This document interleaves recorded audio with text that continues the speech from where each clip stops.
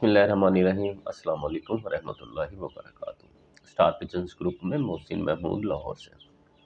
एक और भाई हैं जी, उनके कबूतरों के बच्चों के साथ मसला आ रहा है। उन्होंने हमें तस्वीरें बच्चों की भेजी हैं और साथ में मैसेज किया कि ये मसला आ रहा है बच्चों में।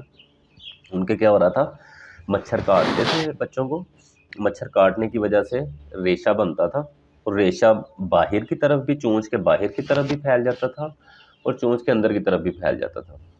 शायद बच्चे मरे भी हों उनके। अस्सलाम वालेकुम।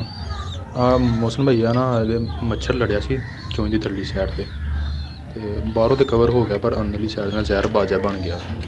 उपरों भी नक्क दे उत्तों भी थल्ले नूं इंज ही है ते थल्लों आना ना वो भी उपर नूं इंज ही है। ਇਹਦਾ हल नहीं कोई होण लिया। जिनकी वजह से बच्चे दाना खाना छोड़ देते हैं। जब वो रेशा गले में चला जाता है ना, मुंह में आ जाता है, जब मुंह में आ जाता है तब भी बच्चे दाना खाना छोड़ देते हैं, तब पानी पे आ जाते हैं, सिर्फ पानी पीते हैं। और जब गले में चला जाता है तो फिर तकरीबन हर चीज़ छोड़ देते हैं। पानी को वो जितनी चूंच उनकी लगती है, जितना पी सकते हैं उतना पीते हैं, पानी भी वो पेट भर के नहीं पीते। अब इसका सिंपल सा हल है, 2-3 इलाज हैं इसके। तो लेकिन बेसिकली हम प्रेफर करते हैं देसी इलाज को।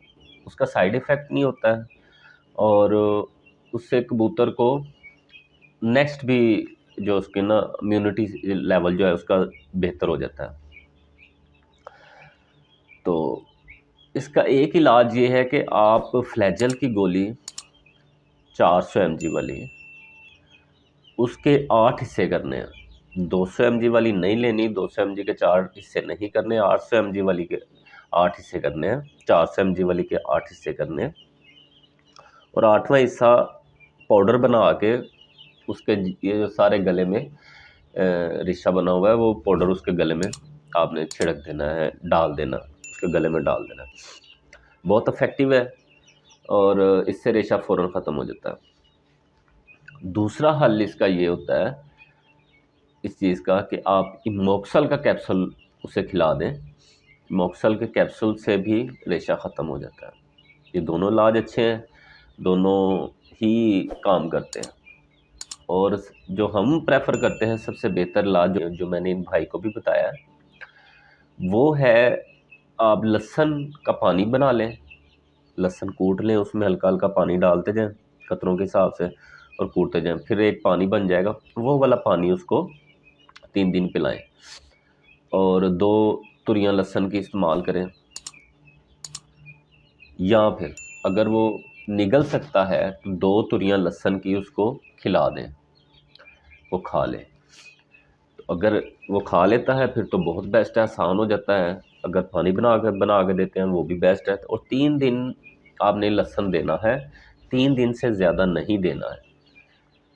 तो ये अगर आप पीस के दूसरे कबूतरों को भी देते हैं उसमें भी बहुत फ़ायदा है। ये कुदरती एंटीबायोटिक है, ये मैंने आपको पहले भी बताया हुआ है। लहसुन, अदरक, प्याज, इसको आप वैसे ही दोरी में कूट दें, पानी वाले बर्तन में रख दें और इसमें पानी, ये वाला पानी पिलाएं कबूतरों को, तो आपके कबूतरों का इम्यूनिटी सिस्टम वैसे ही बहुत अच्छा हो जाता है, वो बीमारियों से काफ़ी हद तक बच जाते हैं।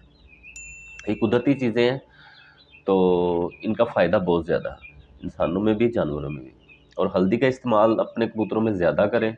ज़्यादा से मुराद हफ्ते में 1-2 दिन उन्हें हल्दी वाले जो है ना भोरे डाल दें। भोरे नहीं डाल सकते, दाने में हल्दी मिक्स करके दे दें, पानी में मिक्स करके दे दें। अगर आप उनके लिए कैल्शियम कोई मट्टी वगैरह बनाते हैं उसमें मिक्स कर दें। हल्दी किसी ना किसी तरीके से परिंदे को, कबूतर को खिलानी है ज़रूरी। वो भी कुदरती एंटीबायोटिक है, उससे बहुत ज़्यादा बीमारियों से कबूतर बच जाता है। तो ये थी जी वीडियो। तो भाई को उम्मीद है इंशाल्लाह ताला उन्हें मैंने लहसुन का बताया है। बहुत उम्मीद है अल्लाह की, हाँ, कि इंशाल्लाह ताला जो है ना अल्लाह की रहमत से 3 दिन में उनके बच्चे ठीक हो जाएंगे और उनमें ये जो रेशा है बिल्कुल ख़त्म हो जाएगा। इसी के साथ इजाज़त दीजिए। अस्सलाम वालेकुम व रहमतुल्लाहि व बरकातहू।